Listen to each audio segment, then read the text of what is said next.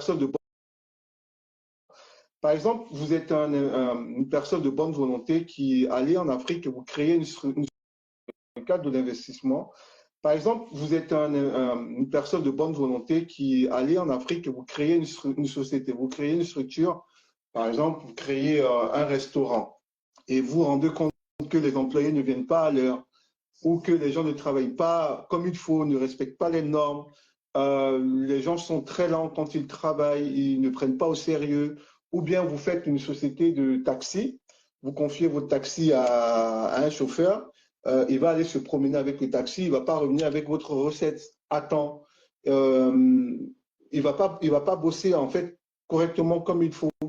Est-ce que ça aussi, c'est pas un frein justement par rapport à l'investissement? Oui, mais en fait, il y a des secteurs d'activité où, quand on fait un investissement, on ne vient pas mettre de l'argent et puis venir s'installer en France. C'est Non. ça. Quand on veut faire investir dans le taxi, pendant un temps, on doit être présent sur le terrain pour contrôler tout ce qui se passe. Ça met beaucoup plus la pression sur les personnes qui travaillent pour soi. On ne vient pas, on achète des véhicules, on embauche quelqu'un, on dit bon, t'es le chauffeur, sans contrôle. Non, ça ne se passe pas comme ça. Il faut, avant même d'investir dans le taxi, il faut aller faire une immersion dans ce métier-là, pour voir dans ce métier-là comment est-ce que les choses fonctionnent réellement, pour ne pas se faire gruger et être présent sur le terrain. Et quand on amène le véhicule, on n'amène pas le véhicule, on le dépose et puis on se casse. Non, on amène le véhicule, on le dépose, on est installé. Pour suivre l'exploitation de ce véhicule-là par la personne que nous avons mise comme chauffeur.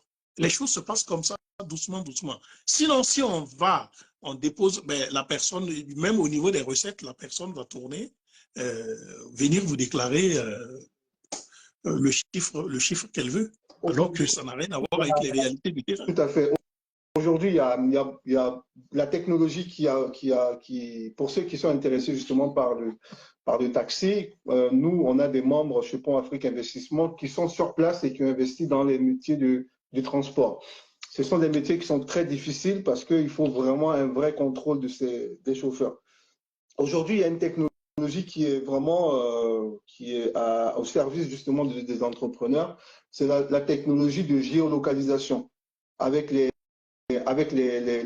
radars que vous posez sur les voitures, qui géolocalisent la voiture à l'instant, en temps réel. Et à tel temps, vous savez où est-ce que votre voiture est, tel nombre de kilomètres elle a fait, tel nombre de courses de chauffeur a fait. Donc ça, pour les personnes qui veulent investir dans les taxis, nous, en interne, chez Pont Afrique Investissement, on a justement des investisseurs dans ces métiers de transport qui sont sur place et qui ont accès en fait à qui ont eu cette expérience-là et qui ont accès à cette technologie pour pouvoir justement gérer le métier du transport dans les taxis. Et pourtant, c'est quelque chose qui marche énormément, énormément.